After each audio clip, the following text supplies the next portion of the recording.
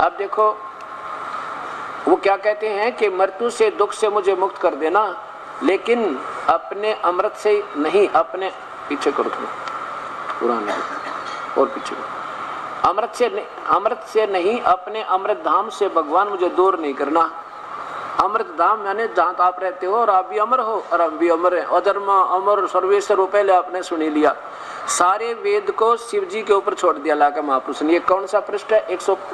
185 पृष्ठ देखो इसी वेद सरिता का।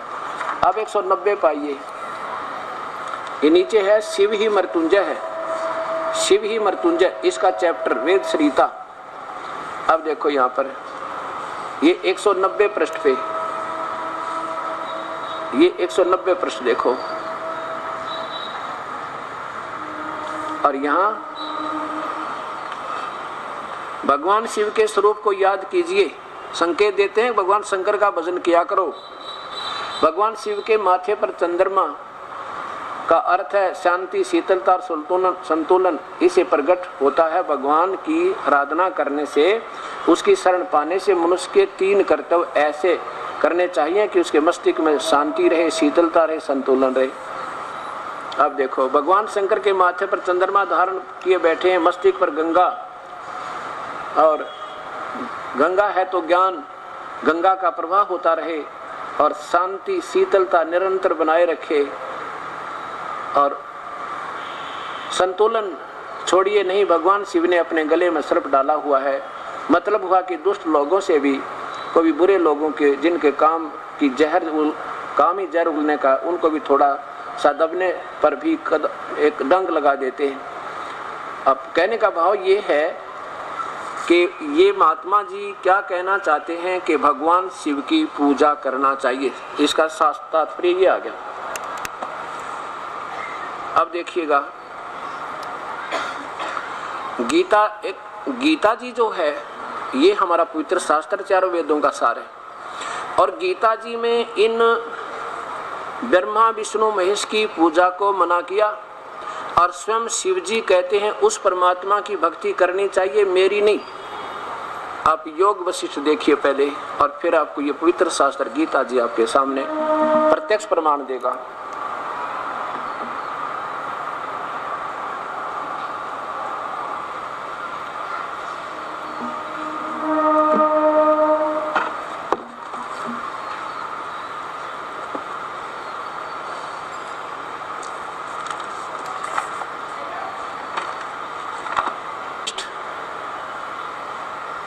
सचित्र योग विशिष्ट महारामायण द्वितीय खंड, और ये कहाँ से प्रकाशित है ये भी देखिएगा।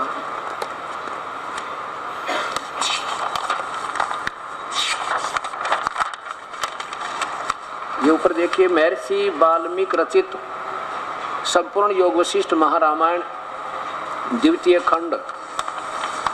संपादक हैं अनेक धार्मिक ग्रंथों के रचयिता श्री गिरधर जी। काशी प्रकाशक है काशी पुस्तकालय C14 इंडस्ट्रियल एरिया मथुरा, यहाँ से प्रकाशित है। अब देखो इसमें क्या कहा है।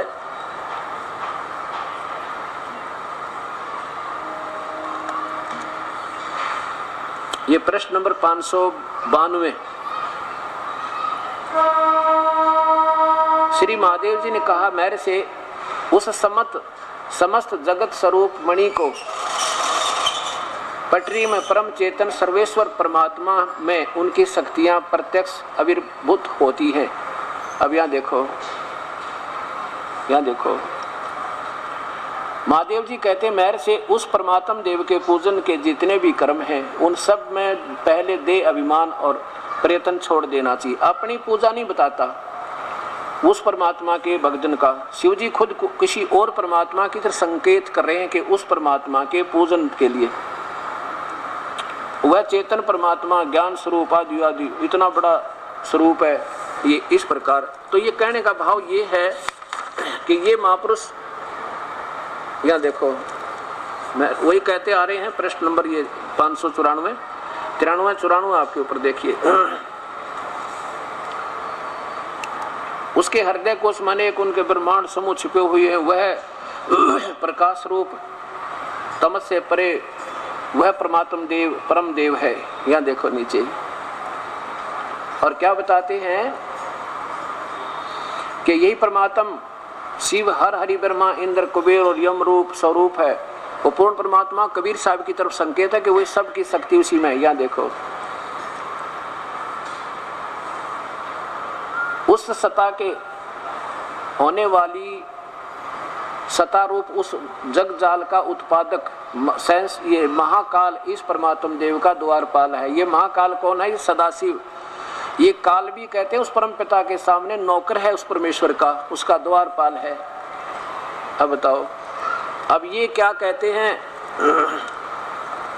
उस परमात्म देव का, ये शिव जी कह रहे हैं उस परमात्म देव का चिंतन करना चाहिए, केवल उस परमेश्वर का, अपना नहीं बता रहे ये।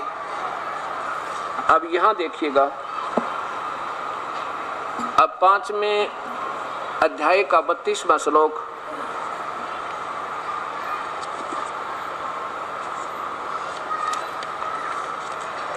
क्षमा करना, 7वें अध्याय का 12 से लेकर 15वां श्लोक आपको दिखाते हैं। अब ये स्पष्ट हो गया कि तीनों गुण रजगुण ब्रह्मा है, सतगुण विष्णु, तमगुण शिव जी। ये पवित्र गीता, ये पवित्र शास्त्र गीता जी, श्रीमद् भगवत गीता, गीता प्रेस गोरखपुर से प्रकाशित है, अध्याय नंबर 7 का और श्लोक नंबर 12। ये काल, ये सदाशिव ज्योत निरंजन कह रहा है ब्रह्म, और भी जो सतगुण से उत्पन्न होने वाले भाव और जो रजगुण से और तमगुण से, यानी सतगुण से रजगुण से, सतगुण से तो जीवों की सतिथि विष्णु का गुण है विष्णु जी के द्वारा, और रजगुण ये ब्रह्मा और तमगुण शिव जी। इन तीनों से जो भी होता है यानी जीवों की उत्पत्ति, सतिथि और संहार, उन सबको मुझसे ही होने वाला जान, क्योंकि इस ब्रह्म ज्योति निरंजन सदाशिव महाकाल को श्राप लगा हुआ है। ऐसा जानकर तो परंतु ऐसा जान, परंतु मैं उनमें नहीं और वे मुझ में नहीं, क्योंकि ये काल इनसे बाहर रहता है। ये ब्रह्मा विष्णु महेश तो गुण है, क्योंकि ये सांकेतिक शास्त्र है, चारों वेदों का एक सार समझो, तो इसमें सांकेतिक शब्द ज्यादा है। यहाँ देखिए 13 में, गुणों के कार्य रूप सात्विक, राजस और तामस, यानी ब्रह्मा विष्णु महेश की पूजा में इन तीनों प्रकार के भाव से सारा संसार प्राणी समुदाय मोहित हो रहा है। इन गुणों से, तीनों गुणों से परे मुझ अविनाशी को नहीं जानता। आगे देखो, अब 14वां क्या बताता है? 14 और 15 में कमाल कर दिया। 7वें अध्याय का 14वां श्लोक, क्योंकि ये अलौकिक अर्थात अति अद्भुत त्रिगुण भी मेरी माया, ब्रह्मा विष्णु महेश के द्वारा फैला गया ये जाल सतिथि, संहार और मृत्यु इसका उत्पत्ति का, और इन्हीं से मिलने वाली क्षणिक राहत, सांसारिक सुख, और फिर थोड़ी सी देर स्वर्ग, और फिर 84 लाख योनियों में प्रताड़ना, ये त्रिगुणमयी मेरी माया, ब्रह्मा विष्णु महेश के द्वारा मिलने वाली राहत, और इन्हीं पर आश्रित पूजा करते हैं जो लोग, ये बड़ी खतरनाक है। जो पुरुष, जो व्यक्ति मुझको निरंतर भजते हैं, वे इस माया का उल्लंघन कर जाते हैं, अर्थात जो मेरी पूजा करते हैं ब्रह्मा विष्णु महेश से ज्यादा राहत पाते हैं। आगे देखो 15वें में लिखा है कि माया के द्वारा जिनका ज्ञान हरा जा चुका है, ओए होए होए, वे राक्षस स्वभाव को धारण किए, यानी माया माने तीनों गुण ब्रह्मा विष्णु महेश की पूजा में जो सीमित हैं, इन्हीं से मिलने वाली क्षणिक राहत में जिनका ज्ञान हरा जा चुका, वो आसुर स्वभाव को धारण किए हुए मनुष्यों में नीच, ओए होए, आसुर माने राक्षस स्वभाव को धारण किए हुए, और कति निकम्मी आत्मा, और बुरे कर्म भक्ति के दुष्कृत्य न दूषित कर्म करने वाले मूढ़ा मूर्ख लोग, ये ब्रह्म बोलता है कि मुझे भी नहीं बचते। आप देखिएगा, इधर तो आदरणीय सुधांशु जी भगवान शिव की पूजा के लिए भक्त समाज को आरूढ़ कर रहे हैं, और स्वयं भगवान शिव कहते हैं कि मेरी पूजा ठीक नहीं भाई। और गीता जी में परमात्मा कह रहा है कि वो तो नीच आत्मा है जो ब्रह्मा विष्णु महेश तक की पूजा पर आश्रित बैठे हैं, वो राक्षस बताए। जैसे रावण ने भगवान शिव की पूजा की थी, ऐसे ही जैसे इन्होंने अपना वेदों को, जैसा इनकी समझ में वेद 7 जन्म नहीं आ सकते, और इनके तावा के से महापुरुष विद्वान पुरुष से ले गए, तो कबीर परमात्मा की रजा से भगवान की इस दास पर हुई, तो ये समाज, ये सारे शास्त्र आपके सामने स्पष्ट हो रहे हैं। रावण ने भी ऐसे, उसके गुरुदेव ने ऐसे तुक्का लगा के ओए होए उस प्यारी आत्मा रावण को ये निष्कर्ष निकाल कर दे दिया कि बेटा रावण, वेद में लिखा कि भगवान शिव ही सब सर्वशक्तिमान, अजन्मा, अजन, सबका रचनेहारा, सब सुख देने वाला, इसी की पूजा करनी चाहिए। और यही है जिसने सागर मंथन में ये कर दिया था, वो कर दिया था, फिर जहर पिया था। अब रावण का दोष कति नहीं, दोष उस दुष्ट आत्मा उनके गुरु का है, जिन्होंने शास्त्रों के विरुद्ध साधना, अपना कंक्लूजन निकाल के अपने हिसाब से तुच्छ बुद्धि का प्रमाण देकर उस प्यारी आत्मा को शिव की पूजा करवा दी, तमोगुण की। और उसका क्या दोष रावण बेचारे का, उसने परमात्मा पाने के लिए और यहाँ से चढ़ा दिया समर्पण। कहते हैं सिर साटे की भक्ति है और कछु नहीं बात, और सिर कै साटे पाई अभी अवगत लखनाथ। अब जिस भी इष्ट की तुम भक्ति करोगे तो समर्पण भाव से करना होता है। अब उसने ये भी सोच लिया रावण ने, भगवान राजी हो जा, परमात्मा मिल जाते, शीश चला जाए, तो उसी का तो दिया हुआ है। तो उस निकम्मी आत्मा, उस गुरु के आधार पर रावण ने क्या साधना की, इस मृत्युंजय मान के शिव को जो नासवान है, और ऐसी साधना की आज के ये उपासक जिसको जो शिव की महिमा गाँव 70 जन्म नहीं कर सकते, जो यहाँ से सिर चढ़ा देना प्रभु प्राप्ति के लिए, तो अंत में उनको क्या मिला बेचारे को, 10 के 10 सिर भगवान शिव ने वापस दे दिए, और रिद्धि दे दी, सिद्धि दे दी, और धन दे दिया। इतना तो ये कर सकते हैं। और फिर क्या बना, राक्षस बना, कुत्ते वाली मौत मरा। वो धन भी ना रहा जिसके लिए उसने सब कुछ किया था। अब ये सोचना होगा कि समाज का दोष नहीं, आप तो एक शिक्षक हो, आप तो एक विद्यार्थी हो, शिक्षक गलत पढ़ा दे तो विद्यार्थी का दोष कति नहीं। अब ये ही रोल, रावण के गुरु वाला रोल आज ये संत जन कर रहे हैं, जो कि श्री सुधांशु जी का प्रमाण आपके सामने है, इन्हीं की पुस्तक, इन्हीं के कर कमलों द्वारा लिखा हुआ। अब ये दास इसीलिए चिल्ला रहा बार बार, जैसे किसी का कोई बच्चे हैं और आगे जा रहे हैं अबोध, और आगे भयंकर दावा नल यानी सारे जंगल में आग लगी हुई है, और ये भागे जा रहे हैं अबोध उसी की तरफ। इनको ये गुरु लोग भी उधरी संकेत करें, जाओ जाओ बहुत अच्छा रास्ता है। तो इनसे निर्भाग मेरे ख्याल में इस पृथ्वी पर कोई प्राणी नहीं होगा। जिनको आप नहीं पता वो कितना भयंकर, जिधर तुम इस सबको दिशा दे रहे हो, जाओ बहुत ही अच्छा है, बड़ा शीतल है, बड़ा ही आनंददायक है, और अग्नि लगी हुई, आग लग रही है वहां पे, और हमारे शास्त्र मना करते हैं। अब शिव की भक्ति करने से, शिव को मृत्युंजय मान के, सर्वेश्वर महेश्वर अजन्मा मान के, उस रावण ने अपने गुरुदेव पर विश्वास करके तन मन धन लगा दिया, आखिर में कुत्ते वाली मौत मेरा राक्षस कहलाया। ऐसे भस्मागिरी ने भगवान शिव के सामने कैलाश पर्वत पे सिरासन पर उल्टा सिर करके, नीचे सिर ऊपर ने पैर, सिरासन पर 12 वर्ष तक कठिन तप किया। तो भगवान शिव ने एक दिन कहा, मांग भी बच्चा, क्या मांगता है? उसने कहा कि वचनबद्ध हो भगवान। शिव जी बोले वचनबद्ध हुए भाई। क्या मांगा? कि आपका भस्म कड़ा दे दो। भगवान ने सोचा भी ठीक है, साधु लोग हैं, कि अपने संरक्षण के लिए मांगता होगा, जंगल में रहता है, दयालु शिव ने वो कड़ा भी दे दिया। और जब कड़ा प्राप्त हो गया तो खड़ा हो गया एकदम, वचनबद्ध होते ही खड़ा हो गया। कड़ा प्राप्त होते ही, वो भस्म कंडा प्राप्त होते ही क्या बोले भस्मागिरी के, होले होशियार शिव जी, अब तुझे खत्म करूंगा। अब बताओ, और किस लिए? कि पार्वती को पत्नी बनाऊंगा, तुझे मारूंगा। अपनी माँ पे बदनीत ये तमोगुण के उपासक। इसलिए गीता में इनको नीच आत्मा, दुष्ट आत्मा, राक्षस स्वभाव को और मूर्ख बताया। और ये संत जन उधर अग्रसर कर रहे हैं कि वो पूजा करो जो गीता मना करती है। और फिर भगवान विष्णु ने उसको गंधत नाच नचा के मारा, पार्वती रूप बना के। बताओ, और फिर भस्मा असुर कहलाया।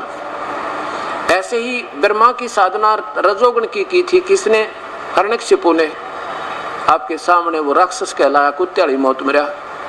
विश्वामित्र ने विष्णु की उपासना, विश्वामित्र को बहुत अच्छा साधक माना जाता है, और उन्होंने विष्णु जी को अपना इष्ट मान कर पूजा की थी। और आखिर में क्या हुआ? अपने ही साथी वशिष्ठ मुनि के 100 बालकों की, पुत्रों की हत्या कर दी, नो कसाई की तरह, रैम भी नहीं आया। अब तीनों गुणों की पूजा यानी अन्य देवता, तीनों गुण अन्य देवता माते हैं। अब देखिएगा इसी से संबंधित है 7वें अध्याय का 20, 21, 22 और 23 तीन श्लोकों में फिर आगे स्पष्ट कर दिया। बीच में तो काल ने अपनी बताई है कि मेरी पूजा भी व्यर्थ है। ब्रह्म तक की साधना 4 प्रकार के करते हैं। कौन कौन? जिज्ञासु जैसे अर्थार्थी, अर्थ, जिज्ञासु और ज्ञानी। और ज्ञानी वो है जिन्हें पता लग गया और भक्ति नहीं करे, भगवान की भक्ति करनी चाहिए। तो उन्होंने, और ये भी ज्ञान हो गया कि परमात्मा की भक्ति के बिना जीवन व्यर्थ है मनुष्य का। तो उन्होंने अपनी सोच से निष्कर्ष निकाल लिया कि वेदों में एक परमात्मा का भजन करना है और दूसरी कोई देवता ब्रह्मा विष्णु महेश या अन्य पूजा नहीं करनी, ना ब्रह्म पर ब्रह्म की, और उसकी पूजा करेंगे। इसलिए वो सब त्याग के, और वेदों में क्या है कि ओम नाम का जाप है, सिमरन का। ओम नाम का जाप केवल ब्रह्म तक की साधना होने वाला लाभ है, पूर्ण ब्रह्म और पार ब्रह्म पूर्ण ब्रह्म का नहीं है। क्योंकि 10वीं के सिलेबस में, 10th के सिलेबस में MA का सिलेबस नहीं हो सकता। संकेत बहुत कुछ मिलते हैं आपस में, लेकिन वो सिलेबस नहीं हो सकता। ऐसे वो 5वां वेद जो दास के पास है, उस परमात्मा कबीर साहब का बख्शा हुआ मेरे गुरुदेव के माध्यम से, अब वो 5वें वेद से ये सारी बात बने। तो अब इसमें क्या है कि उन्होंने क्या निष्कर्ष निकाला कि मैं भाई ओम नाम का जाप पूर्ण परमात्मा का होगा। उन्होंने ऐसा मान लिया। इस काल ने ऐसा उलझा रखा है इनको, ब्रह्म ने, ज्योत निरंजन ने। उन्होंने हजारों वर्षों साधना की भक्ति तक परमात्मा मिला नहीं। क्योंकि 11वें अध्याय के 48वें श्लोक में लिखा है कि अर्जुन, ये मेरा वास्तविक रूप है ब्रह्म का, काल का। ये ना किसी यज्ञ से, ना तप से, ना जप से, ना दान से, ना किसी क्रिया से मैं कभी नहीं प्राप्त हो सकता। अर्थात मेरी प्राप्ति बिल्कुल नहीं, चाहे यत्न कर चाहे मत कर। ये देखो 11वें अध्याय का फिर बीच में देखिए, गीता जी का अध्याय नंबर 11 का श्लोक नंबर 48 देख लें शीघ्र ही, और बात में देखेंगे।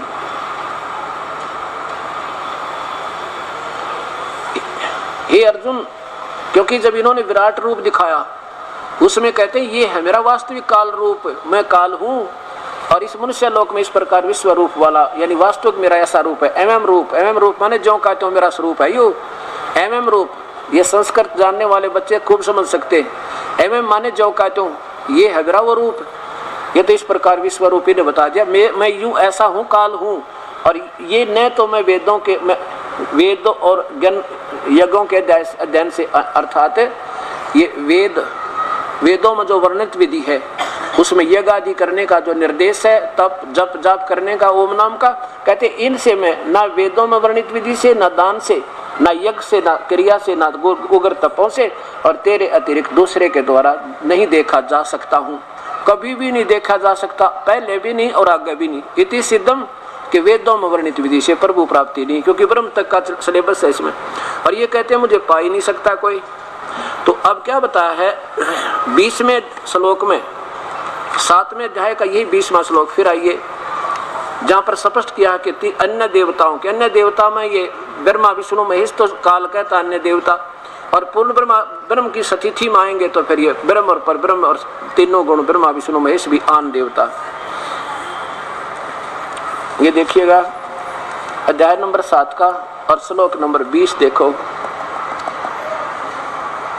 ये 18 ये 20 देखो। अब 15वें श्लोक से आगे चलते हैं कि तीनों गुणों के द्वारा जिनका ज्ञान हरा जा चुका मूर्ख लोग, तीनों गुण अन्य देवता ब्रह्मा विष्णु महेश तक की पूजा करते, में वो मूर्ख राक्षस लोग स्वभाव को धारण किए और मुझे नहीं बचते। और जो उनको बचते हैं उन लोगों की कामना द्वारा जिनका ज्ञान हरा जा चुका है, वे लोग अपने स्वभाव से प्रेरित होकर उस नियम को धारण करके अन्य देवता यानी ब्रह्मा विष्णु महेश अन्य देवता में आते हैं, उनको पूजते हैं। आगे देखो 21 में लिखा है कि जो सकाम भक्त जिस देवता के स्वरूप को श्रद्धा से पूजना चाहता है, उस भगत की श्रद्धा में उसी देवता के प्रति स्थिर करता हूँ। जैसे मुख्यमंत्री कहे कि ये नादान मेरी पूजा ना करके और नीचे के अधिकारियों की पूजा करते हैं, ना मानते तो कुआं में पड़ो, मैं भी कहूँ भाई करें जाओ उनकी पूजा, लेकिन वो पूर्ण लाभ नहीं दे सकते, ऐसा समझो। 22 में देखो वह व्यक्ति, वह साधक उस श्रद्धा से युक्त होकर उस देवता का पूजन करता है और उस देवता से मेरे द्वारा ही विधान किए गए हुए उन इच्छित भोगों को निसंदेह प्राप्त करता है। मुख्यमंत्री कहता है कि मैंने नीचे के कर्मचारियों को, अधिकारियों को कुछ अपने पावर दे रखी है और वो तुम्हें आंशिक लाभ देते हैं, अगर मेरे से मिल जाओ तो तुमने उनसे ज्यादा लाभ दूं। और फिर कहता है मेरी पूजा भी अच्छी नहीं है, वो तो प्रधानमंत्री ही पूर्ण लाभ दे। ऐसा समझो इस पूरी गीता को। अब यहाँ देखो, फिर 23 में कमाल कर दिया इन्होंने, सारी स्पष्ट कर दिया कि वो मूर्ख, वो किसी देवता की पूजा करते हैं, मैं उनकी बुद्धि वही रखता हूँ, ना मानते तो कुआं में पड़ो। तो परंतु उन अल्प बुद्धि वालों का, मूर्खों का वह फल नाशवान है ब्रह्मा विष्णु महेश तक की पूजा करने वालों का। और जो अन्य देवताओं को पूजते हैं वो देवताओं को प्राप्त होते हैं, उन्हीं तक के जाते हैं और वहाँ क्षणिक सुख पाकर फिर 84 में आते हैं। और मेरे भक्त मुझको ही प्राप्त होते हैं, मेरा भक्त मुझको चाहे जैसे बजे, ये इनकी अपनी सोच है, ये गलत। चाहे जैसे भरे बजे ऐसा नहीं, जो मेरी भक्ति करता बस, और वो भी शास्त्र अनुकूल, अलग तो करनी नहीं चाहिए, नहीं करनी होती, मुझे ही प्राप्त होती। अब देखो, अब हम चलते हैं 17वें अध्याय के पहले 17वें अध्याय के 1 से लेकर 7 श्लोक आपके सामने स्पष्ट करते हैं। अच्छा, ये क्या हुआ, ये जो संत जन बता रहे हैं जो अपनी के ब्रह्मा विष्णु महेश की पूजा, ये क्या हुई, शास्त्र विरुद्ध हुई। और शास्त्र विरुद्ध होने से इससे क्या लाभ होगा, ये देखिए पवित्र गीता जी पहले 16वें अध्याय के 23-24 श्लोक देखो। ये देखो 7वें अध्याय का, 16वें अध्याय का, क्षमा करना, 16वें अध्याय का और 23 और 24। जो व्यक्ति, जो साधक शास्त्र विधि को त्याग कर, जो गीता में लिखा, ये शास्त्र है हमारा, चारों वेदों का सार है, जो गीता में आदेश है वो फाइनल है और किसी का आदेश हमने नहीं मानना। जो पुरुष शास्त्र विधि को त्याग कर अपनी इच्छा से मनमाना आचरण करता है वह न तो सिद्धि को प्राप्त होता है, न परम गति को, और न सुख को ही। और इन्हीं 4 चीजों के लिए, 3 चीजों के लिए हम भक्ति करते हैं। फिर देख लो, जो साधक, जो पुरुष शास्त्र विधि को त्याग कर अपनी इच्छा से मनमाना आचरण करता है वह न सिद्धि को प्राप्त होता है, न परम गति को, न सुख हो, अर्थात यूजलेस, बिल्कुल लाभ रहित। अब 24वां श्लोक देखो, अंतिम, यही 16वें अध्याय का। इससे तेरे लिए कर्तव्य और अकर्तव्य की व्यवस्था में, जो भक्ति के काम करने चाहिए, भक्ति के कर्म, और नहीं करने चाहिए, इसलिए शास्त्र ही प्रमाण है। ऐसा जानकर तू शास्त्र विधि से नियत कर्म ही करने योग्य है। अब 17वें का देखो, 1 से लेकर और 6 श्लोक आपके सामने, अध्याय नंबर 17, अथ सप्तदशो अध्याय। अर्जुन ने पूछा 1 नंबर श्लोक में, हे कृष्ण, जो मनुष्य शास्त्र विधि को त्याग कर श्रद्धा से युक्त हुए देवादि का पूजन करते हैं, उनकी स्थिति फिर कौन कौन सी, सात्विक अथवा राजसिक और तामसी। आगे देखो 2 में क्या बताया भगवान ने, मनुष्यों की वह क्या, कौन बोल रहे हैं देखिएगा, हाँ मनुष्य, यहाँ भगवान बोले, नीचे देखो, भगवान उवाच, श्री भगवान उवाच 2 नंबर में, मनुष्यों की वह शास्त्रीय संस्कारों से रहित, केवल स्वभाव से उत्पन्न अपनी मनमानी, आप प्रेरित श्रद्धा, सात्विक और राजसिक और तथा तामस, ऐसी तामसी 3 प्रकार की ही होती है, उसी को मुझसे सुन। अब देखो क्या बताते हैं, पीछे भी जो इन देवताओं के पूजा किसी जन्म में कर रहे थे, आज भी उन्हीं में रंगे हुए हैं, ये उनका स्वभाव ज्यों का त्यों बना हुआ है। देखो अब 3 नंबर में क्या लिखा, 3 श्लोक, हे भारत, सभी मनुष्यों की श्रद्धा उनके अंतःकरण के अनुरूप होती है, जन्म जन्म का संस्कार उनमें पहले जमा होती है। वह पुरुष, यह व्यक्ति श्रद्धा में है, इसलिए जो पुरुष जैसी श्रद्धा वाला स्वयं है वह भी स्वयं भी वैसा ही है। यानी पहले जो कोई साधना करता था किसी देवता की, तो अब भी वो ज्यों की तो उसमें आस्था है, वो आगे बुद्धि उसकी चले नहीं जब तक कोई परम संत ना मिले। अब क्या बताते हैं कि सात्विक माने जो सतो अच्छी आत्मा है, सात्विक पुरुष देवों को पूजते हैं, यानी ब्रह्मा विष्णु महेश और नीचे की यहाँ तक की और अन्य देवताओं की पूजा करते हैं। सात्विक, ये जितने भी आज ये संत हैं, ये हैं तो अच्छी आत्मा, क्योंकि अच्छे स्वभाव है इनका उद्देश्य भी ये सोचते हैं हम उद्धार करें, लेकिन ये स्वयं ही शास्त्र विरुद्ध साधना करके पाप के भागी हो रहे। इनका स्वभाव है तो ये देवताओं की पूजा करेंगे, आज्ञा बुद्धि इनकी चले नहीं। गीता प्रमाण देती है।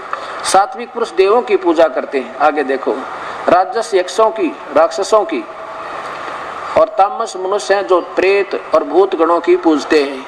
देवता ये जो ना पितर पैतर पूजे वो राक्षस होते हैं, आगे देखो तामस होते हैं। 5वें में क्या लिखा है, जो मनुष्य शास्त्र विधि से रहित केवल मन कल्पित जो घोर तप को तपते हैं, ये परमात्मा अब मन माना अपनी आप मर्जी तपते हैं।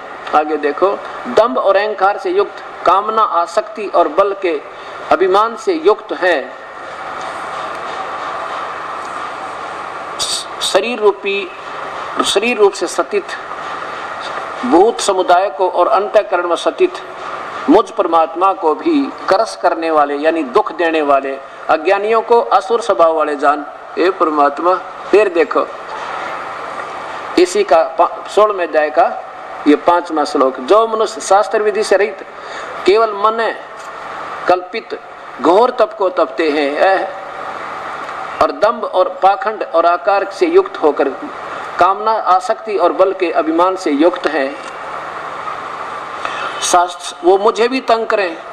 और अंदर में ये वैसे तो इसका भूत अग्रम माने ब्रह्मा, ये जो तीनों यहाँ बैठे हैं ना दुखी, इनको भी तंग करते हैं।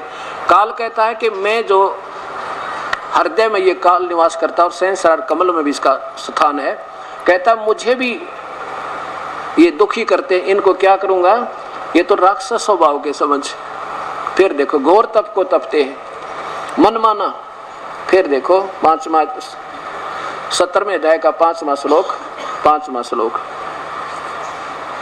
जो मनुष्य शास्त्र विधि से रहित केवल मन माना कल्पित घोर तप को तपते हैं, दम और अहंकार से युक्त कामना आसक्त बल से अभिमान से हैं, तो वो कहते हैं वो भी राक्षस स्वभाव के समझ। अब देखना, अब ये दास आपको ये बताना चाहता है, ये देखो महापुरुष श्री सुधांशु जी महाराज, स्वर्ग की लहरें। अब ये इनके लतीफेदार एडिंग है जिनके ऊपर ये बोली आत्मा आसक्त होगी, परम पूज्य सुधांशु जी महाराज। और इनके पीछे देखना इनका जीवन चरित्र, देख सकती हैं सुधांशु जी महाराज। यहाँ देखो नीचे से 7 वर्ष की आयु में अल्प आयु में प्रभात भजन गाना आदि करते थे। यहाँ देखो, फिर 10 वर्ष की आयु में हठ योगी, हठ गीता में हठ योगी को मना किया है को तो दुष्ट आत्मा जो हट करके इंद्रियों को रोक कर जबरदस्ती यानी मनमानी पूजा करता है। ये हठ योग माने मनमानी पूजा। हठ योगी विजेंद्र मुनि का साथ ध्यान साधना और कठिन क्रियाएं घबराए नहीं, बाल यशपाल साधना पथ के अडिग पथिक बनकर अंतर शक्तियों को जागृत करने के किया। गुरुकुल पद्धति से शिक्षा प्राप्त की और फिर महाविद्यालय से 2 विषयों पर एमए किया। फिर 20-21 वर्ष की मैं हरिद्वार में एक दर्शनार्थ नंद किशोर जी का साथ और बनखंडी साधु प्रकाशानंद का ज्ञान ध्यान सीखने का सुअवसर मिला। 22 वर्ष में विश्वविद्यालय की शिक्षा संपन्न करके भारत का भ्रमण मुनि मन उद्गिन से उठा देश की स्थिति को देखकर बंटा था। देश धर्म अधर्म जाति और स्वर्ग में अमीर गरीब में अंतर फंसा हुआ था। आगे देखो, अपने जीवन में एक क्षण में मोड़ नई चेतना का जागरण शक्ति का उद्गान हुआ। आपको उत्तर काशी में हिमालय में साधना में योगी सदानंद जी का सानिध्य प्राप्त हुआ। अब देखो कहते इनके गुरु हो गए ये 5-6 तो इनके गुरु। फिर देखो स्वामी मुक्तानंद जी के सानिध्य में 25 मई 1991 में रामनवमी के पावन दिन पर विश्व जागृति मिशन की स्थापना की। अब देश महापुरुषों की देखो। अब हठ योग फिर देख लो। सबसे पहले इनको 10 वर्ष की आयु में हठ योगी विजेंद्र मुनि का साथ तो घोर तप किया। देखो ध्यान और कठिन प्रक्रिया, घबराए नहीं, बाल पथ के साधन के पथिक अडिग पथिक बनकर अंतर शक्तियों को जगाते रहे, जागृत करते रहे। हठ और अपनी कर कमलों से देखना ये क्या लिखते हैं।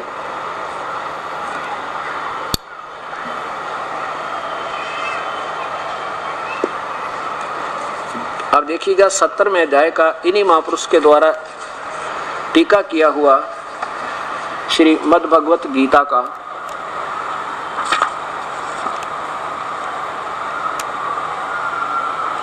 और इन्हीं के कर कमलों से आपको दिखाता हूं। और इसमें ना जाने क्या क्या जो है ना अपने तो के मार मुर का इतने बड़े शास्त्र 3 पार्ट करती है गीता के। अब देखो आचार्य श्री सुधांशु जी और ये 70वां सप्तदशो अध्याय ये अपने कर कमलों से लिख भी रहे हैं और कर इसके विपरीत रहे हैं। अब देखो नीचे यही हुआ कि अर्जुन बोले मनुष्यों की वह स्वभाव से उत्पन्न हुई श्रद्धा सात्विक राजस और तामसी इन 3 प्रकार की ही होती है, उसको तुम मेरे से सुनो। भगवान ने कहा, पहले अर्जुन ने पूछा पहले में कि अर्जुन बोले हे कृष्ण जो मनुष्य शास्त्र विधि को त्याग कहे ब्रह्मा विष्णु महेश अन्य देवताओं की पूजा तीनों देवताओं की पूजा शास्त्र विधि है कि को अरहित है, ऐसा श्रद्धा पूर्वक बेशक कहते हैं अच्छी पूर्वक भी क्यों ना करते हैं चाहे श्रद्धा से भी कर रहे हैं, तो उनकी कौन सी निष्ठा कौन सी होती है सात्विक राजस या तामसी 3 में देखो। अब 5वां ही देख लो इनके द्वारा लिखा हुआ, ये 5वां देखो 5वां और 6वां जो मनुष्य शास्त्र विधि से रहित घोर तप तपते हैं।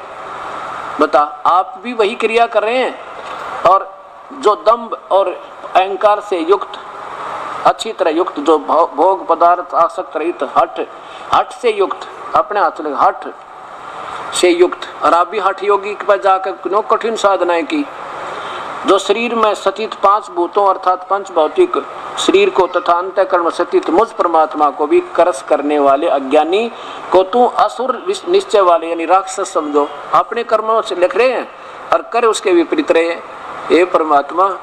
अब देखो इसी का 70वें अध्याय का 18वां श्लोक 19वां अध्याय नंबर 17 का श्लोक नंबर 19 इन्हीं के कर कमलों से जो तप मूढ़ता पूर्वक हठ से अपने को पीड़ा देकर अथवा या दूसरों को कष्ट देने के लिए किया जाता है वह तप तामस कहलाता है। और ये स्वयं तमोगुण के उपासक और हट करके यानी शास्त्र साधना जो की जाती है जबरदस्ती तो उसको समझो वो तो राक्षस स्वभाव के हैं। ये बताओ इन महापुरुषों के बाद फैसला करना है परमात्मा की प्यारी आत्माओं ये कहाँ ले जा रहे हैं आपको। और अब देखो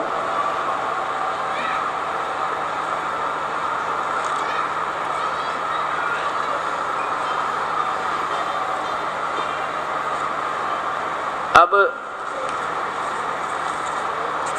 आदरणीय श्री आसाराम जी के बारे में भी 2 विचार सुनो। चंद वचन इस दास के शास्त्र अनुकूल साधना क्या होती है। ऋषि प्रसाद अंक है ये मई 2002। यहाँ देखो साधना करते हुए महापुरुष के बारे में नीचे देखना देखो ये हठ योग है और ये हठ योग कर रहे हैं लोग दिखावा दंभ दुनिया को आकर्षित करने के लिए और गीता में मना सारे इसके विरुद्ध। और ये संतजन ऐसे ही सब आप अपनी कथाएं बनाकर और ये जीवों को उलझाते हैं। अब देखना और इधर देखो हनुमान जी की पूजा या कसर और रह रही थी ये और बता दी। अब और दिखाता हूं आपको एक गीता जी के 7वें अध्याय का क्षमा करना गीता जी के 9वें अध्याय का 25वें श्लोक में लिखा है जो गीता में मना किया है वो शास्त्र उसको करता है कोई तो शास्त्र विरुद्ध है। और गीता जी में 9वें अध्याय के 25वें श्लोक में लिखा है कि जो भूतों को पूजते हैं जो देवताओं के पूजते हैं ब्रह्मा विष्णु और ये खुद कृष्ण के पुजारी भगवान श्री यार नाम देते हैं वो एक कम से कम हजारों की संख्या में इन महापुरुषों के वापस आए संत भगतजन जो पुण्यात्मा जिनकी थोड़ी बुद्धि काम करने लगी। अब उन्होंने क्या बताया ये महाराज जी क्या बताते हैं आसाराम जी के 5-6 मंत्र बोल देते हैं। कौन से जैसे हरि ओम या ओम नमः शिवाय ओम भगवते वासुदेव नमः और ऐसे 4-5 बोल के और फिर कहते हैं या ओम भूर्भुवः स्वः ये मंत्र कर लो और फिर कहते हैं जो जिसको पसंद है ना वो ले लो।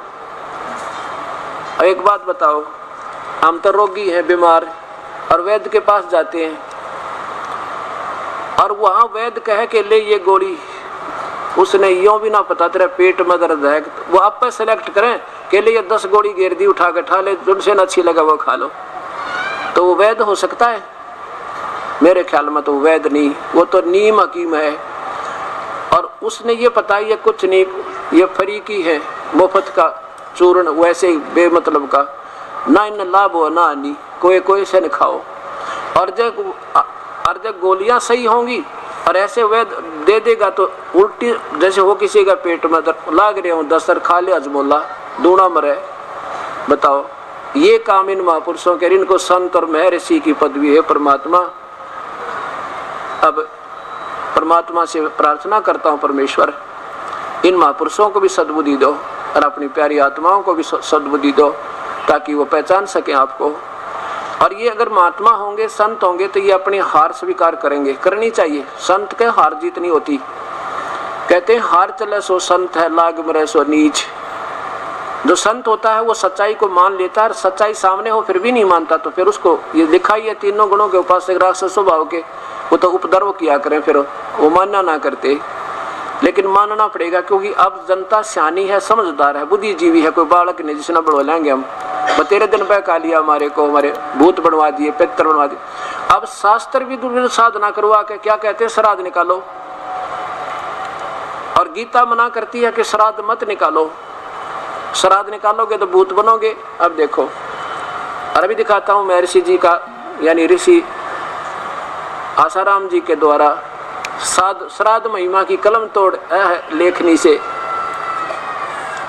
अब गीता जी के 9वें अध्याय का 25वां श्लोक आप देखिएगा, अध्याय नंबर 9 का और श्लोक नंबर 25।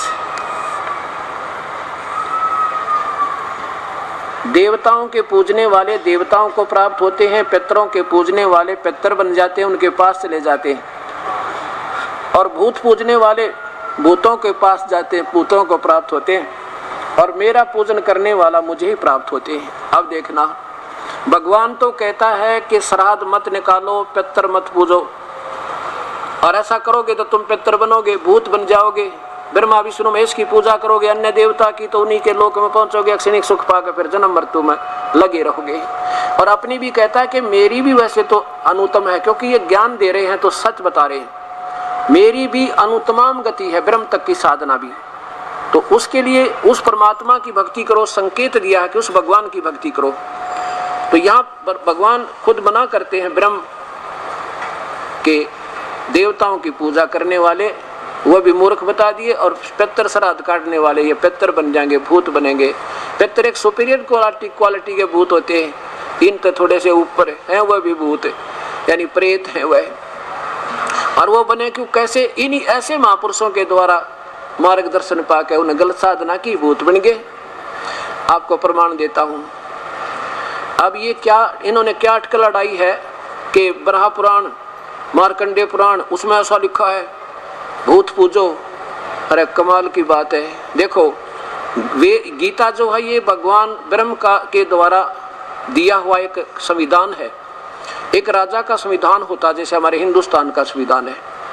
और इस संविधान में जो धारा लगी है कि ऐसा नहीं करना, ऐसा करना, उसको कोई तोड़ता है तो उसको, जैसे कोई लिखा है इसमें कि यदि कोई किसी की हत्या कर देगा तो उसकी 302 की धारा लगेगी और फांसी की सजा हुए। अब ये तो भगवान का यानी राजा का आदेश है। अब यह उदाहरण देना पड़ेगा कि एक व्यक्ति का गांव में एक दरोगा दोस्त था, SHO। उसने जाकर SHO से प्रार्थना की कि दरोगा जी, एक मेरा पड़ोसी है, बहुत दुखी करे, शराब पी कर नंगा नाचे, कुआ गाली देवे, बोलने तक सर फोड़ न हो जा, अब क्या करूं, मेरे तक नाक में दम कर रखा है। दरोगा जी ने आदेश दे दिया कि मार लठ, उसका माप देख लूंगा। अब दरोगा उसने जाते उसकी ऑर्डर मान के उस दरोगा का और उस अपने पड़ोसी का लठ दे मारा, लठ मारते मर गया, मृत्यु होगी। वही दरोगा उसको हथकड़ी लगा के लाया और कैद में डाल दिया, फांसी की सजा होगी उसे। SHO के आदेश मानते उसके आदेश से संविधान का भंग हो गया। इसने तो कह दिया मार लट, कह दिया। किसने आदेश किसका था? एसएचओ का। और राजा का प्रधानमंत्री का आदेश है कि जब किसी का मार देगा, जब वो मर गया 302 की सजा, फांसी होगी। तो उसने अपने जिसका वो पूज्य मान रहा था उसका आदेश मान के और वह गलती कर दी, संविधान तोड़ दिया। तो उस थानेदार ने कोई डाल नहीं अड़ाई, कोई बचाव नहीं कर सका, स्वयं पकड़ के लाना पड़ा, उसने अंदर ठोक दिया। इसी प्रकार हमने केवल चारों वेद, पवित्र चारों वेद और उनका सार पवित्र गीता जी, वही ब्रह्म द्वारा चारों वेद बोले गए, ब्रह्म द्वारा गीता बोलेगी श्री कृष्ण में प्रवेश करके। अब हमने गीता जी का संविधान मानना है, यानी वेदों का के आदेश मानना, ये प्रभु का आदेश है। और ऋषियों का या किसी देव का वो अपना आदेश है, उसको उससे अगर कानून भंग होता है तो वो हमने नहीं करना है, करेंगे तो उसकी सजा पाएंगे। और यही हो रहा है। अब देखिएगा एक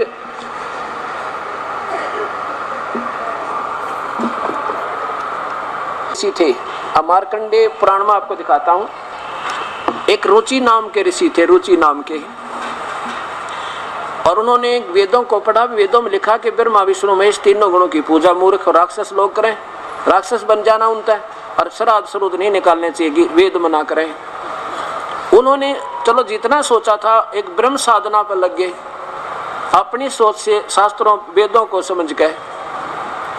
तो जब हो गया 40 वर्ष की उम्र का रुचि ऋषि, उसके पिछले 4 जो है ना पितर दिखाई दिए, 4 पितर। वो कहने लगे बेटा रुचि, तूने विवाह क्यों नहीं किया? उसने शादी भी नहीं करवाई, और विवाह तो भाई करना चाहिए था तुझे बेटा। विवाह करके ना क्या करे कि देखो देवताओं की पूजा करे, श्राद्ध निकाले, पितरों की पूजा करने से, भूतों की पूजा करने से वो बड़े अच्छे पुण्य में लोकों में चला जाता है। और भगवान कहे तो मूर्ख, ऐसा करना नहीं चाहिए। और वो अपने वंशज को उस गलत साधना के लिए फोर्स कर रहे हैं, दबाव दे रहे हैं, क्योंकि पहले वो गलत साधना करके आप भूत बन गए, और अब अपने पितर अपने पुत्र को प्रेरणावश कर रहे हैं कि तो भी ब्याह करवा, हमारे श्राद्ध निकाल। अब रुचि कहने लगा है पितरमहो, वेद में तो इन श्राद्ध निकालने को मूर्खों की पूजा लिखा है, कर्मकांड को अविद्या कहा है, मूर्खता कहा है, फिर आप मुझे क्यों लगा रहे हो इसे कर्म में? और पितर भी हाँ भरते हैं, हाँ बेटा ये तो बिल्कुल सही है कि वेद में कर्म को, इस कर्म कांड को, इस कर्म को, श्राद्ध श्रुद्ध को यानी बिल्कुल अविद्या कहा है, इसमें तनिक भी मिथ्या नहीं है। फिर क्या कहते हैं, फिर भी पितर यूं कर देते हैं, पितर पुत्र दे देते हैं, पितर फलाना कर देते हैं। आप भूखे भरे बता क्या कर देते हैं ये? और क्या अब देखो वो स्वयं तो भूत बन गए। और आज आपने कोई आपके पिछले 4 दिख जा, दादा परदादा पिताजी, आपका कर्जा पट जा, और सब संविधान तोड़ कर उनकी हाँ भर लोगे, अच्छा जी आपको कैसे कर लेंगे? तो बताइए काल का चाल है। और वो हमने बिल्कुल नहीं करना, दादा दिखे चाहे परदादा दिखे भाई, अब कोई सहारा उनसे नहीं मिल सकता, ये हमारी भी भक्ति भंग हो जाएगी, और वो तो बेचारे दुखी, फिर भी पाना ही पाना है, और फिर हम भी नरक में जाएंगे। अब रुचि के साथ ये बना। अब देखिए गीता प्रेस गोरखपुर से प्रकाशित ये मार्कंडेय और ब्रह्म प्राणांक कल्याण संक्षिप्त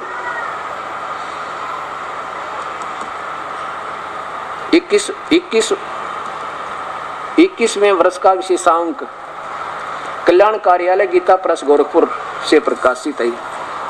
इसमें 237 पृष्ठ पे क्या लिखा है कि एक रुचि नाम का ऋषि, अब हिंट दिखाऊंगा बाद में पढ़ सकते हो, इसको मद्देनजर रखते, फिर आपको 1 मिनट में समझ आ जाएगी।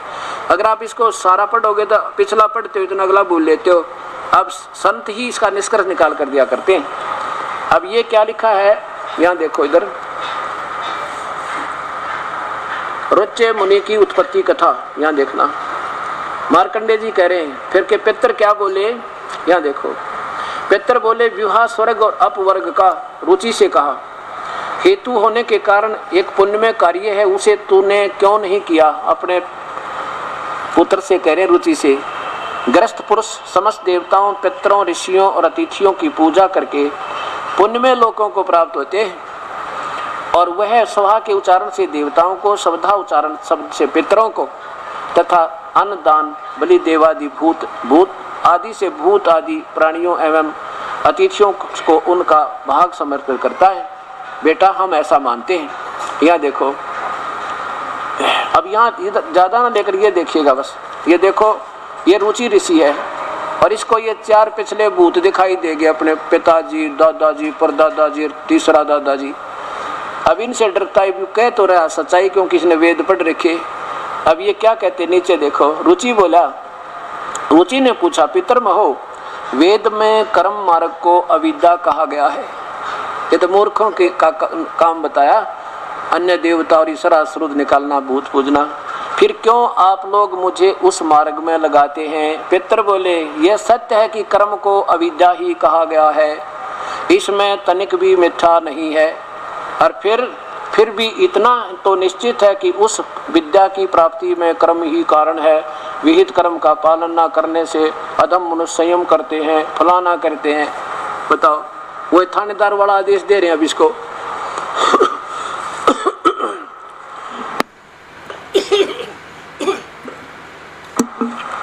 अब ये जो जितने भी पुराणों में आदेश है ना, ये तो उस SHO वाला आदेश समझना, और ऐसा करने से हमें फांसी गलेगी, जो इस गीता जी के विरुद्ध जो कर रहा है, नो डाउट।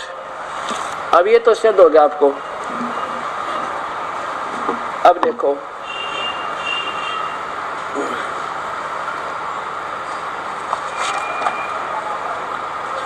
ये श्राद्ध महिमा श्री आसाराम जी द्वारा विशेष बड़ी ठोक ठोक के लिखी है।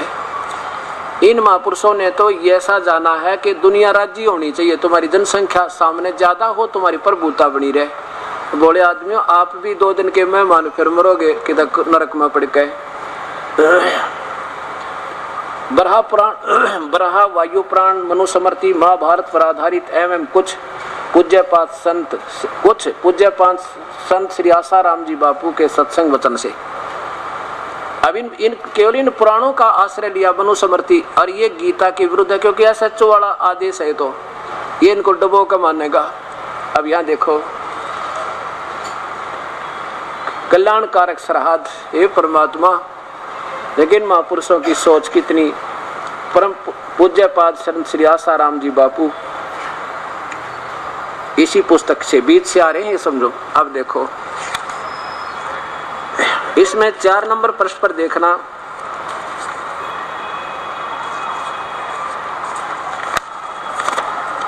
श्राद्ध महिमा, और यहां देखो इसके ये 3 नंबर है, ये चौथा देखो 4 नंबर। इससे पितर एवं पितरलोक को मानकर उसका लाभ उठाना चाहिए तथा श्राद्ध करना चाहिए। भगवान श्री रामचंद्र जी ने भी श्राद्ध करते थे, वो कर दिया काम। अब भगवान श्री रामचंद्र जी तो 12 वर्ष युद्ध करया करते। अब जैसे पितर कह रहे थे मार्कंडेय पुराण में कि तू ब्याह करवा ले, और ब्याह कराए बिना उस स्त्री करेगी जो है ना, स्त्री तेरे पास नहीं होगी तो हमारे कुछ नहीं कर सकता। और भगवान श्री राम की पत्नी या माता सीता जी का अपहरण 2 वर्ष के बाद वनवास से हो गया था, और 12 वर्ष तक तो युद्ध किया था। उसने किस टाइम श्राद्ध निकाला है, मरने यानी फुर्सत तो श्वास लेने की भी नहीं रही भगवान ने, किस टाइम श्राद्ध निकाले उन्होंने, इन्होंने ये अटकल ला रखी। अब जैसे भगवान श्री कृष्ण का पूरा परिवार विनाश हो गया था, और श्री कृष्ण जी भी विनाश हो गए थे, उनको भी पैर में तीर लग कर उनकी मृत्यु हो गई थी भाई। फिर भगवान श्री कृष्ण का यादों का श्राद्ध किसने निकाला, ये संत जी गए होंगे मेरे ख्याल, उनका श्राद्ध निकालन फिर बाद में कमाल करते। फिर कृष्ण जी तक गया नरक में, तो भूखा मरेगा, और उनके सारे पितर भी भूखे मर रहे होंगे अभी तक, कौन से वाले बेचारों को। अब देखो, नाराज ना होना, दास की मजबूरी होगी सच्चाई कहने की। रोता हुआ कह रहा हूं मैं इनके प्रति, ताकि इनकी आंख खुला कुछ सोचा अपने ऊपर, मजबूर हो ये समाज को सतमार्ग बताने का। ये स्वीकार सतमार्ग तो इनके पास हो ही नहीं सकता जब आप रिजेक्टेड है, तो गीता में जब शास्त्र के विरुद्ध कर रहे हैं। तो अब इनको ये कहना चाहिए भी ठीक है, हमारे से जो बनी सो बनी, क्योंकि ये भी प्यारी आत्मा थी। इनका जीवन चरित्र देखा मैंने मोटा मोटा सा, कि 5-6 वर्ष की उम्र से इसका काफी 4-5 पढ़े थे, उसके बाद इनकी शिक्षा भी नहीं है, ऐसा लिखा है। उसके बाद ये फिर पता नहीं कहाँ कहाँ गए बेचारे, भटकते भटकते एक फिर लीलासा नाम के संत मिल गए, उन्होंने जैसे इनको साधना दे दी, उस पर लग गए, फिर हठ योग किया कि तो गुफा में पहुंच गए, कहीं जंगलों में गए। अब ये थी तो प्यारी आत्मा रावण की तरह, अब उनको रास्ता ठीक ना मिला तो इनका भी दोष कतई नहीं। अब ये इसलिए अब दोषी हो जाएंगे जो इस ज्ञान को सुनकर भी नहीं मानेंगे, फिर इनको दोष लगेगा। और अब जो अपने आप को दोष मुक्त करना चाहते हैं सभी संत, तो अपने कह दे भाई देखो हमारा उद्देश्य तो ठीक था पर हमने नहीं पता था, क्या करें हम।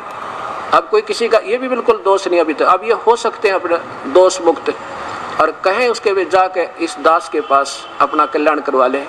पूरे ब्रह्मांड को एक संत बहुत है जो सत उपदेश देने वाला। कबीर साहब कहते हैं सिद्ध तारा पिंड आपना और साधु तारा खंड, सो तो सतगुरु जानिए जो तारे देव ब्रह्मांड।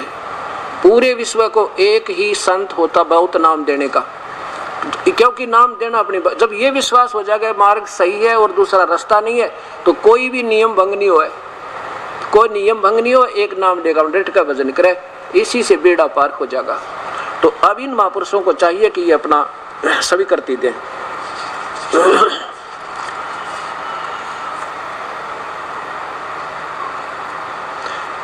अब ये आगे क्या बताते हैं इसी के 5 नंबर श्लोक में, 5 नंबर में यही वो ऋषि प्रसाद, ये वो ऋषि प्रसाद, इसके 5 नंबर पृष्ठ पे थोड़ा थोड़ा पढ़ाऊंगा, बाकी आप पढ़ सकते हैं, ये 20 पृष्ठ की सारी है। पुराण में आता है कि अश्वनी में कृष्ण पक्ष की अमावस के दिन सूर्य और चंद्रमा युक्ति होती है, सूर्य कन्या राशि में प्रवेश होता है। इस दिन हमारे पितर यमलोक से आए हैं, देखियो यमलोक से अपना निवास छोड़कर सूक्ष्म रूप से मृत्यु लोक में अपने वंशजों के निवास स्थानों पर रहते हैं। अतः उस दिन उनके लिए विभिन्न श्राद्ध करने से वे तृप्त होते हैं। यमलोक, ये देखो यमलोक, यमलोक कौन सा? नरक। यमलोक तो नरक है जिसमें यम के दूत लठ मारे उल्टे ठोक दे उबार निकलता है। कहते हैं वहां से छुट्टी लेकर आते हैं यमराज हैं, नरक मत आते हैं। और फिर ये फिर पितर क्यों बने, ये सोचो ना, ये पितर क्यों बने जिनकी आज तुम इतनी चिंता उठा रहे हैं, ये संतजन आपको उन्हीं की तरफ कुएं में डाल रहे हैं, ये पितर बने क्यों? ये पितर न्यों बने इस पवित्र शास्त्र का, ये भगवान के संविधान का अवहेलना करके उस SHO वाली बात मान ली। अब ये संत हो गए उस SHO के स्थान पे, इनको फांसी तो गलवाएंगे और इनको नरक भेज रहे हैं। अब इस पवित्र गीता के 9वें अध्याय का 25वें श्लोक का संविधान तोड़ दिया परमेश्वर का, जिसके कारण ये हमारे पूर्वज भूत बनाए और बने कुकर इन महापुरुषों ने बनवा दिए। इन्होंने बनवाए गलत मार्गदर्शन करके, और फिर उनके श्राद्ध खाए हैं, अपना पेट भरने। पहले तो भूत बनवाए शास्त्र विरुद्ध साधना करवा के, और फिर इनके श्राद्ध खाए हैं और अपना पेट भरने कई वर्ष तक। 25वां, देवताओं को पूजने वाले देवताओं को प्राप्त होते हैं, पितर पूजने वाले पितरों के पास जाते हैं, पितर बन जाएंगे, और भूत पूजने वाले भूत बनेंगे, और मेरा पूजन करने वाला मुझे ही प्राप्त होगा। अब ये संविधान तोड़वा दिया इन महापुरुषों ने। अब क्या बताते हैं, अब ये क्या खिचड़ी मिलाते हैं, कोई फर्क नहीं पड़ता, वो भी पूज ले ये भी पूज ले, वाह भी वाह। कबीर साहब कहते हैं 100 वर्ष तो सतगुरु पूजा, एक दिन आन उपासी, और वो अपराधी आत्मा फिर पड़े काल की फांसी। अब 100 जैसे एक 10 किलो घी का हलवा बना दिया और उसमें उठा कर थोड़ा सा गोबर घेर दिया, कोई बात हो या? इब निर्मल साधना करते करते, गीतानुसार साधना करते हुए भी अगर कोई और पूजा कर दी, देव की पितर पूज दिया, श्राद्ध पूज दिया, या किसी प्रकार की और जंतर मंत्र करवा दिया, तो हलवे में खीर में सब्जो बालू रेत घेर दिया तुमने, या हुक्का बीड़ी शराब तमाकू पी लिया था। अब भक्त आत्माओं, अब इनके ऊपर क्या टिप्पणी करें? अब देखो इनकी अंतिम उपलब्धि क्या बताते हैं।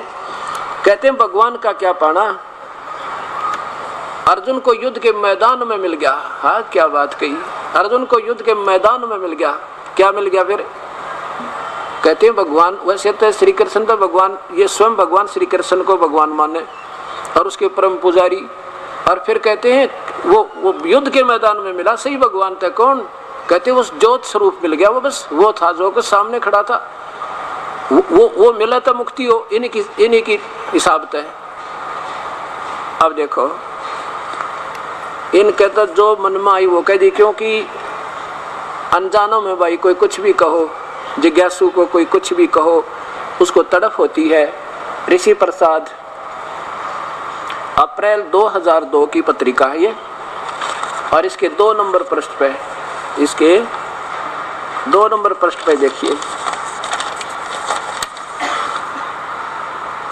ये देखो 2 नंबर पृष्ठ, ये 2 नंबर पृष्ठ, और यहाँ देखो तत्व दर्शन, क्या बात कही, तत्व दर्शन है, महापुरुष तत्व दर्शन कर रहे हैं।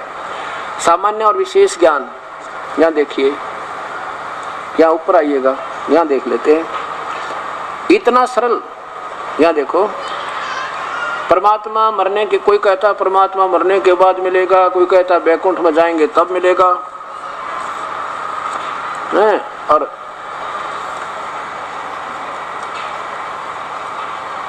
लगता है कोई परमात्मा मरने के बाद मिलेगा, या नीचे से देखिए, यहाँ से आइए, जिस ज्ञान की मौत नहीं होती, जिस ज्ञान से जन्म नहीं होता, जिस ज्ञान का जन्म नहीं होता, वह हमारी आत्मा है और वही परमात्मा है। जब उसका ज्ञान नहीं होता तब तक लगता है कि परमात्मा मरने के बाद मिलेगा, बैकुंठ में जाएंगे तब मिलेगा, गुरु कृपा करेंगे तब मिलेगा, परंतु जब गुरु कृपा हुई तो ठीक से जान लिया, लगेगा कि उसे पाना कितना सरल है, इतना सरल कि अर्जुन को युद्ध के मैदान में मिल गया। अब दिखाता हूं आपको युद्ध के मैदान में क्या मिला। अब यहाँ भगवान ने शिव का रूप धारण कर रखा है महाराज जी ने, ये देखो शिवलिंग रखा है और शिव जी बन गए अपना, क्या बात कही। और ये देखो कितनी प्यारी आत्मा है परमात्मा, ये बोली आत्मा आशा लगाए बैठे हैं इन महापुरुषों से हमें भगवान मिलेगा। अब देखिएगा, अब पवित्र गीता जी फिर उठाइए, 11वें अध्याय को फिर लीजिए। पवित्र गीता जी के 11वें अध्याय के 40वें श्लोक से हम चलेंगे और 32वें श्लोक से चलेंगे और आपको 48वें और पर समाप्त करेंगे। 40 देखिएगा। अब यहाँ देखो 11वें अध्याय में ये काल जो है ज्योत निरंजन, ये अपना वास्तविक स्वरूप दिखाता है और अर्जुन जब नहीं मानता, दिखता, इसको डरा डरू के और युद्ध के लिए तैयार करना चाहता है। इसका उद्देश्य यही था काल का। नहीं तो अर्जुन तो बिल्कुल नहीं चाहता था युद्ध करना और श्री कृष्ण भी नहीं चाहते थे युद्ध कराना, उन्होंने कसम खा ली थी कि मैं हथियार नहीं उठाऊंगा। ये तो काल बीच में खूंटा ठोक गया। अब ये देखो, अब यहाँ से अध्याय नंबर 11 और श्लोक नंबर 32 देखो नीचे, ये काल कहता है लोगों का नाश करने वाला बड़ा हुआ महाकाल हूँ। ये काल है, काल है माने काल हूँ, काल संस्कृत साफ दिखाई दे, काल है, काल हूँ। इस समय इन लोगों का नष्ट करने के लिए प्रवृत्त हुआ हूँ। इसलिए जो प्रतिपक्ष की सेना में सतित योद्धा लोग हैं वो तेरे बिना, अर्थात तो युद्ध ना करेगा ना तो भी नहीं रहेंगे, उन्हें मार दूंगा मैं, वो तेरे बिना भी नहीं रहेंगे, अर्थात तेरे युद्ध ना करने से भी उन सब का विनाश हो जाएगा। अब श्री कृष्ण काल नहीं थे, ये तो काल ज्योत निरंजन 21 ब्रह्मांड का स्वामी ये काल है। आगे देखो, अब 40वें श्लोक में आओ। अब यहाँ भी अर्जुन आंखों देखा बता रहा है कि हे भगवान, क्योंकि ब्रह्मा विष्णु महेश केवल 4 भुजा के हैं और ज्योत निरंजन 1000 भुजा का है। मैं वैसे ही, ये वही 11वां अध्याय है, 11वां अध्याय, ये 11वां अध्याय है, श्लोक नंबर 46 देखिएगा। अर्जुन कहता मैं वैसे ही आपको मुकुट धारण किए हुए, क्योंकि ये श्री कृष्ण मान रहा है और ये बोल रहा काल, श्री कृष्ण विष्णु के अवतार थे, मैं गदा चक्कर हाथ में लिए हुए देखना चाहता हूं, इसलिए हे विश्वरूप, हे सहस्राबाहु, आप उसी चतुर्भुज रूप से प्रकट होइए। आगे देखो 47 में सहस्राबाहु दिखाना चाहता था मैं, सहस्राबाहु, सहस्राबाहु माने 1000 भुजा के भगवान, हे 1000 भुजा वाले भगवान, सहस्रा शीर्षा, 1000 सहस्रा पाद, सहस्राक्ष, सहस्रास्थ है। तो ये काल है 1000 भुजा वाला। 1000 भुजा वाले भगवान अपने उसी चतुर्भुज रूप में आ जाइए, क्योंकि वो इस विष्णु अवतार मान रहे थे। श्री कृष्ण बोल रहा है, नहीं वो तो काल कला कर रहा था। आगे देखो 47वें में क्या कहता है ये काल, है अर्जुन अनुग्रह पूर्वक मैंने अपनी योग शक्ति के प्रभाव से यह मेरा परम तेजो में सबका आदि सीमा रहित विराट रूप तुझको दिखला दिया है, जिसे तेरे अतिरिक्त दूसरे किसी ने पहले नहीं देखा था। अब देख लीजिए, ये मैंने तो ना अपनी कृपा से दिखाया है, पहले किसी ने नहीं देखा आज तक। और जो कौरवों की सभा में श्री कृष्ण जी ने जो विराट रूप दिखाया था वो श्री कृष्ण ने दिखाया था।